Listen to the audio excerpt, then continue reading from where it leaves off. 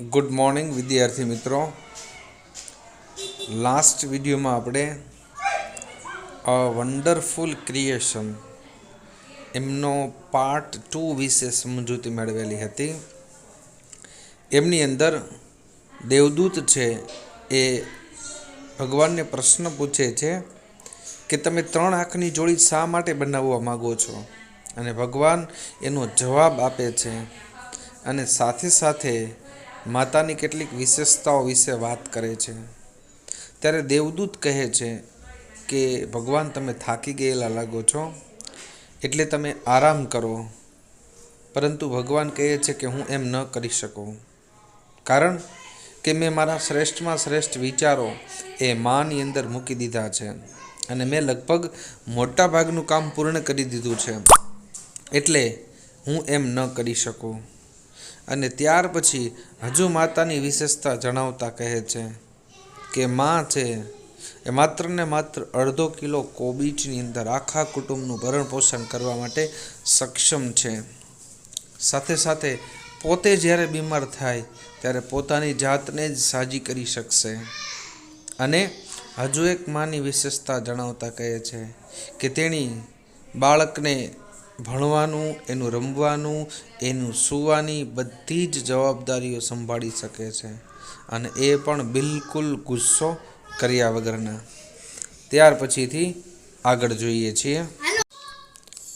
She would manage child's bath, play, study, food, sleep without getting irritated. Get irritated એટલે ચીડાવવું અથવા તો ગુસ્સે થવું. માં છે એ બાળકની બધી જ જરૂરિયાતો ગુસ્સે થયા વગર સંભાળી શકે છે. નહીંતર બાળક છે એની સાથે વર્તન કરવું એ ખરેખર ધીરજ માગી લે એવા પ્રકારનું કામ છે. કારણ કે બાળકને નવડાવી ધોવડાવીને તૈયાર કરે તો બાળક તરત જ ધૂળમાં રમીને પાછું હતું એવું થઈ જાય. બાળકને ઈચ્છા હોય ત્યારે જ જમે, તમે એની પાછળ પાછળ દોડો તોય ન જમે. તેમને જમાડવાની જવાબદારી, એની ઈચ્છા હોય તો જ સૂવે, નહીતર તમે કલાકો સુધી હિંચકા નાખો તોય ન સૂવે. એને સુવાડવાની જવાબદારી, એને ખવડાવવાની, એને જમાડવાની, આ બધી જ જવાબદારી છે માં ખૂબ પ્રેમપૂર્વક નિભાવે છે. આ જ કામ કદાચ પુરુષોને કરવાનું હોય તો 1 વખત, 2 વખત ને 3 વખત, પછી ધીરજ ખૂટી જાય, સીધો એક ફડાકો ચડાવી દે. પણ માં આવું કરતી નથી, કારણ કે ભગવાને એને આવી શક્તિ આપેલી છે. The angel went round the model of the mother. દેવદૂતે વેન્ટ રાઉન્ડ એટલે ફરતે પ્રદક્ષિણા કરી. The model of the mother very slowly, ખૂબ ધીમે ધીમે દેવદૂતે આ માતાની મૂર્તિ છે એમને પ્રદક્ષિણા કરી. હી ટચડ ઇટ, તેણે તેનો સ્પર્શ કર્યો. એન્ડ સેડ, અને કહ્યું, ઇટ્સ ટુ સોફ્ટ. અહીંયા TOO નો મતલબ થાય છે અતિશય અથવા તો વધારે, કે આ તો ઘણું બધું નરમ છે. નરમના 2 અર્થ છે.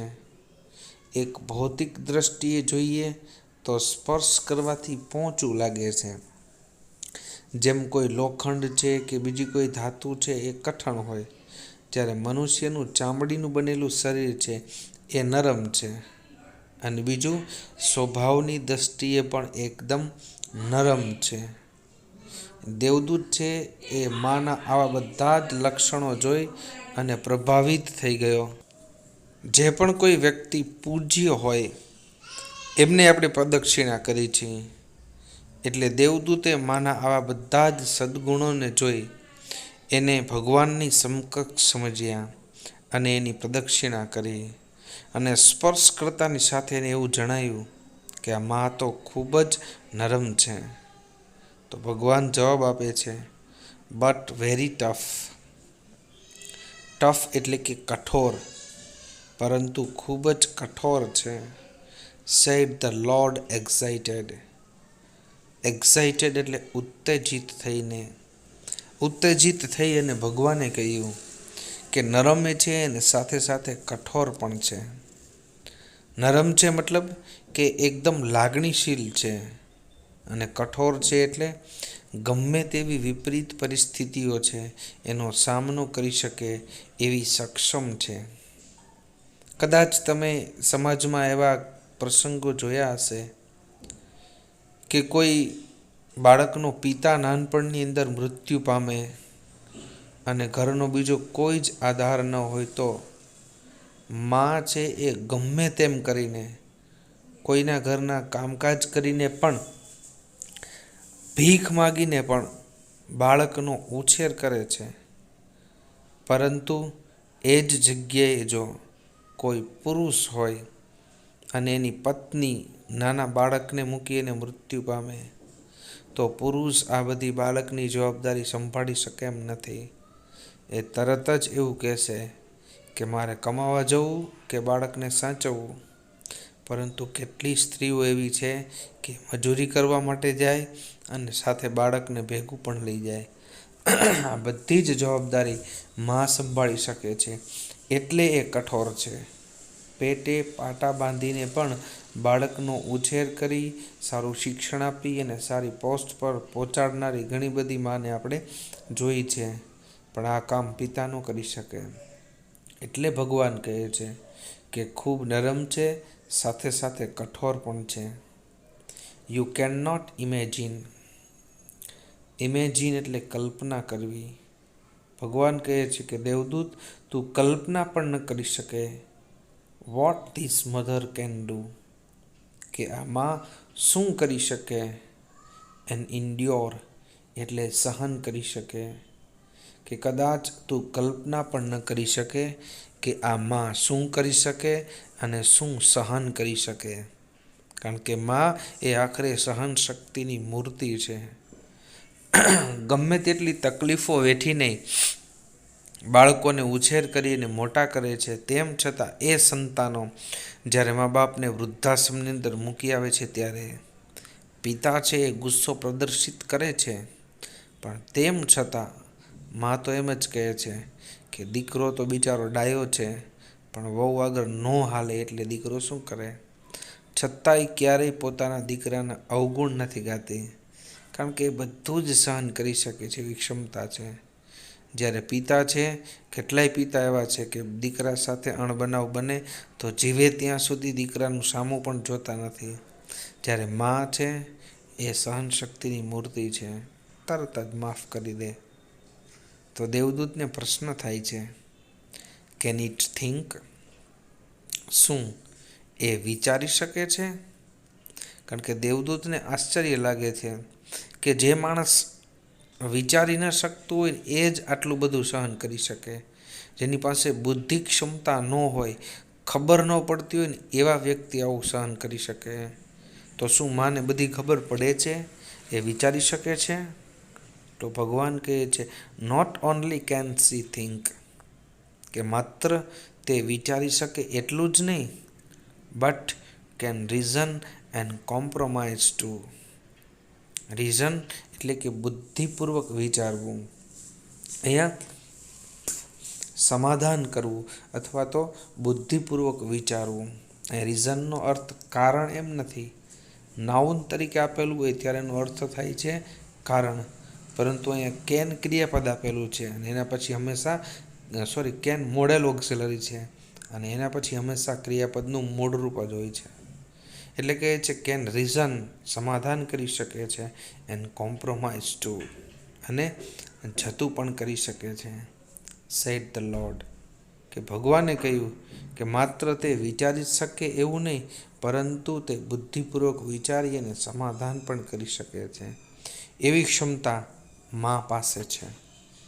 ત્યાર પછીનો next paragraph, the Angel was impressed. Impress એટલે કે પ્રભાવિત થવું. દેવદૂત માના આટલા બધા ગુણને જોઈ અને ખૂબ જ પ્રભાવિત થાય છે. He went closure. અહીંયા ક્લોઝનો અર્થ બંધ કરવું એવું નથી, પરંતુ નજીક જવું, અને ક્લોઝર એટલે કે વધુ નજીક. દેવદૂત માની વધુ નજીક ગયો. To the model. આ માતાનો જે આદર્શ નમૂનો હતો એનાથી વધુ નજીક ગયો. And moved his finger. અને તેની આંગળીઓ ફેરવી. Across the cheek. માતાના જે ગાલ હતા એમના પર એને આંગળી ફેરવી. O Lord. અને પછી ઉદ્ગાર સાથે કહ્યું કે અરે ભગવાન, her eyes are leaking. Leak એટલે કે ચૂબવું. આપણે કહીએ ને લીકેજ થાય છે. કોઈ નવો પાણીનો ગોળો લઈએ તો પછી એમાંથી સહેજ પાણી ટપકે છે, અથવા તો કોઈ નળ ફિટ કરેલો પાઇપમાં સહેજ ઢીલો રહી જાય તો એમાં પાણીના ટીપા ટપકે છે. એમ અહીંયા કહીએ છે કે માની તમે જે આંખ બનાવેલી છે ને એ આંખ ટપકે છે. તો ભગવાનને પણ આશ્ચર્ય થાય છે. તે ભગવાન કહે છે, how did this happen. Happen એટલે કે થવું અથવા તો બનવું, કે આવું કેવી રીતે થયું. It must be a tear. કે એ ચોક્કસથી આંસુ હોવા જોઈએ, કારણ કે હજુ સુધી એમણે આંસુ બનાવ્યા જ નથી. જ્યારે પૃથ્વીનું સર્જન થયું ત્યારે પૃથ્વી પર એક પણ સજીવ હતા નહીં. તો પછી દેવદૂતે તો જિંદગીમાં પહેલી વખત આંસુને જોયા હોય. ગુજરાતીની એક જૂની નવલકથા આવતી અમે જ્યારે ભણતા એવા સમયે, કે સ્વર્ગ અને પૃથ્વી. એની અંદરથી એક દેવદૂત છે એ પૃથ્વી પર નીચે આવે છે અને પછી એક સંગીત સાંભળે છે, અને પછી એ સંગીત કરુણ હોય છે, અને પછી એ સંગીત શીખી જાય છે, અને પછી સ્વર્ગની અંદર જઈ અને સંગીત વગાડે છે. અને એનું આ કરુણ સંગીત સાંભળી અને દેવસભામાં રહેલા દરેક વ્યક્તિઓના આંખમાંથી આંસુ આવવા લાગે છે. એટલે ઇન્દ્રને ગુસ્સો આવે છે. ઇન્દ્ર કહે છે કે સ્વર્ગની અંદર તો આંસુ હોતા જ નથી, અને આવું કરુણ સંગીત કોણ વગાડે છે. અને પછી એ દેવદૂત છે એને અમુક વર્ષો માટે પૃથ્વી પર જ રહેવા માટેનો શ્રાપ આપે છે. અને દેવદૂત પૃથ્વી ઉપર આવે છે, અને પૃથ્વીના જે લોકોનો પ્રેમ ને આ બધું જોઈ ખૂબ જ પ્રભાવિત થાય છે. અને એની જ્યારે સમય મર્યાદા પૂર્ણ થાય છે ત્યારે એને ફરીથી દેવદૂતો લેવા માટે આવે છે. ત્યારે એ સ્વર્ગનો ગાંધર્વ કહે છે કે મારે પૃથ્વી ઉપર જ રહેવું છે, કે સ્વર્ગની જે જાહો જલાલી છે એમાં જે મજા છે ને એનાથી વધુ મજા તો આ પૃથ્વી પરના આંસુની અંદર રહેલા છે. એટલે પૃથ્વી પર જ રહેવાનું પસંદ કરે છે, કારણ કે એને કોઈ દિવસ આંસુને જોયા નથી હોતા. અહીંયા પણ એવું બને છે કે દેવદૂતે પોતાની લાઈફમાં ક્યારેય આંસુને જોયા હોતા નથી. એટલે ભગવાન કહે છે કે આંખમાંથી જે લીકેજ થાય છે ને એ ચોક્કસથી આંસુ હોવા જોઈએ. I have not put it there. કે મેં તેમને ત્યાં મૂકેલા નથી. ભગવાને જ્યારે માતાનું આદર્શ નમૂનો બનાવી રહ્યા હતા ત્યારે એની વિવિધ પ્રકારની વિશેષતાઓ મૂકેલી છે, કે એમની પાસે 6 હાથની જોડીઓ હોવી જોઈએ, 3 આંખની જોડીઓ હોવી જોઈએ, કોઈ પણ પ્રાપ્ય ખોરાકમાં ચલાવી શકે એવી હોવી જોઈએ, બાળકને સાજું કરી શકે એવું ચુંબન હોવું જોઈએ, કુટુંબની સાર સંભાળ કરી શકે એવું હોવું જોઈએ, બાળકનું નવડાવો, ખવડાવવાનું, ધોવડાવવાનું આ બધી જ જવાબદારી સંભાળે. આ બધા જ પ્રકારની વિશેષતાઓ માની અંદર હોય એવું મૂક્યું છે, પરંતુ મા પાસે આંસુ હોય એવું ભગવાને મૂક્યું નહોતું. એટલે ભગવાનને પણ આશ્ચર્ય થાય છે કે મેં એ મૂકેલા નથી. It is a miracle. Miracle એટલે કે ચમત્કાર, કે આ એક ચમત્કાર છે. The lord exclaimed. એક્સક્લેમ્ડ એટલે કે આશ્ચર્ય વ્યક્ત કરવું અથવા તો ઉદ્ગાર વ્યક્ત કરવો. આપણે 9મા ધોરણની અંદર ડાયરેક્ટ અને ઇનડાયરેક્ટ સ્પીચ શીખ્યા હતા. એમની અંદર ઉદ્ગાર વાક્ય હોય ત્યારે રિપોર્ટિંગ વર્બ તરીકે એક્સલેમ્ડ વિથ પ્લસ વાક્યનો જે તે ભાવ હોય એ વપરાતું હતું. આ એ એક્સલેમ્ડ છે. એટલે ભગવાને ઉદ્ગાર વ્યક્ત કર્યો કે આ તો ચમત્કાર થયો કે મેં તો આંસુ મૂક્યા જ નહોતા અને ઓટોમેટિકલી આંસુ છે આવી ગયા છે. અને ત્યાર પછીનો છેલ્લો પેરેગ્રાફ. અને હજુ પણ દેવદૂત પ્રશ્ન પૂછે છે, but what is a tear for? કે ભગવાન, આ આંસુ શેના માટે છે? માય લોર્ડ, એટલે કે હજુર અથવા તો નામદાર કે પ્રભુ, આ આંસુ શા માટે આવ્યા? એનું કારણ શું? તો ભગવાન કહે છે, it is something unique. Unique એટલે કે અજોડ અથવા તો બેનમૂન, જેની કોઈ સાથે તુલના નહીં થઈ શકે એવા પ્રકારનું છે. મે B it is four pen. મે બી એટલે કે કદાચ, ઇટ ઇઝ તે છે, ફોર પેન એટલે કે પીડા માટે, કે કદાચ માને પીડા થાય ત્યારે આંસુ આવતા હશે. જોય એટલે આનંદ, જ્યારે કોઈ પણ મનુષ્ય અતિ આનંદમાં આવી જાય ત્યારે હર્ષના આંસુ આવે છે. તો કદાચ એ આનંદના આંસુ હોય. પ્રાઇડ એટલે કે ગર્વ, પોતાનું સંતાન જ્યારે કંઈક શ્રેષ્ઠ કામગીરી કરે છે ત્યારે મા બાપની આંખમાંથી જે હર્ષના આંસુ નીકળે છે. ડિસઅપોઇન્ટમેન્ટ, હતાશ થાય, ક્યારેક નિરાશ થઈ જાય, હતાશ થઈ જાય ત્યારે આંખમાંથી આંસુ નીકળે છે. લોનલીનેસ એટલે કે એકલાપણું, ક્યારેક માં એકલતા અનુભવતી હોય કે જ્યારે ભલે ભૌતિક રીતેની વાત નથી, ભૌતિક રીતે આજુબાજુમાં ઘણા બધા વ્યક્તિઓ હોય, પરંતુ એમને સમજનાર, એમના વિચારો સાથે સહમત થનાર કોઈ ન હોય ત્યારે એ એકલતા અનુભવે છે.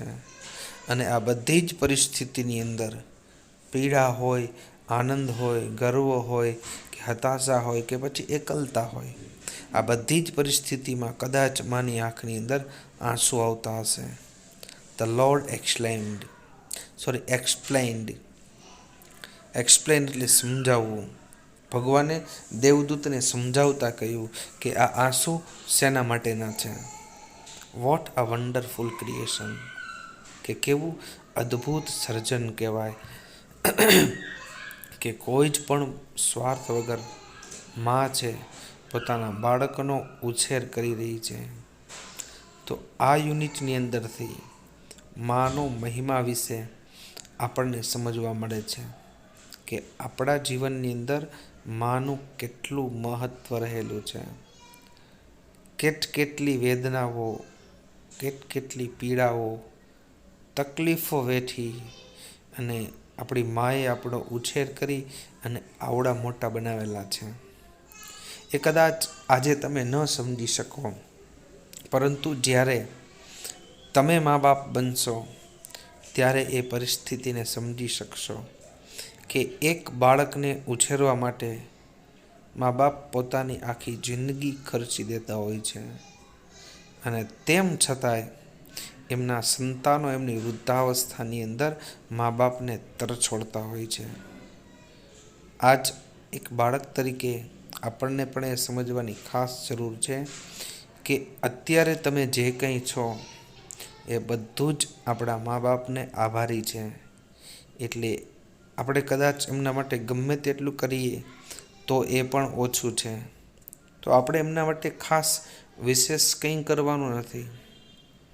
હાલની તમારી ઉંમરની અંદર તમારા મા બાપ માત્ર ને માત્ર તમારી પાસે એટલી અપેક્ષા રાખે છે કે તમારા મા બાપ તમારી પાછળ અભ્યાસ અર્થે, તમારા મોજ શોખ અર્થે જે પણ રકમ વાપરે છે એનું પૂરેપૂરું વળતર તમે આપો. એ જ તમારા માટે, મા બાપ માટેનું સૌથી શ્રેષ્ઠ કામ થશે. એટલે આ તકે ખાસ તમે સમજજો કે આવી લોકડાઉન જેવી પરિસ્થિતિની અંદર પણ જ્યારે રોજગાર ને આ બધું ઠપ થઈ ગયું તેમ છતાં તમારા મા બાપ છે આવી ફી ભરી અને તમને જે ભણવાનો મોકો આપે છે એ મોકાને ખાસ તમે ઝડપી લેજો અને ખૂબ મહેનત કરી અને તમારા માનું ઋણ ચૂકવવાના પ્રયત્ન કરજો. અહીંયા આપણે આ ચોથો યુનિટ છે એમને પૂર્ણ કરીએ છીએ. સાથે સાથે આ પાઠની અંદર જેટલા પણ એક વાક્યના પ્રશ્નો આપેલા છે એ અને આ પાઠની અંદર 2 શોર્ટ નોટ પણ આપેલી છે. ડિટેલ ઓફ વન્ડરફુલ ક્રિએશન અને quality found in mother.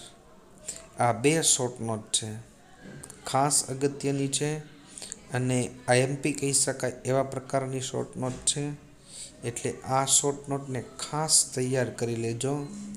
Unit બિલકુલ નાનકડો છે અને આ યુનિટની અંદરથી પૂછાવાની શક્યતા સૌથી વધારે રહે છે, કારણ કે આ યુનિટની અંદર તમારે 10મા ધોરણની હાલનો જે અભ્યાસક્રમ છે એમની અંદર 3 યુનિટ એવા પ્રકારના છે કે જે જૂનો અભ્યાસક્રમ હતો એમના બેઠા યુનિટ રાખેલા છે અને એમાંનો આ વન્ડરફુલ ક્રિએશન જે છે એ જૂના અભ્યાસક્રમનો એક યુનિટ છે.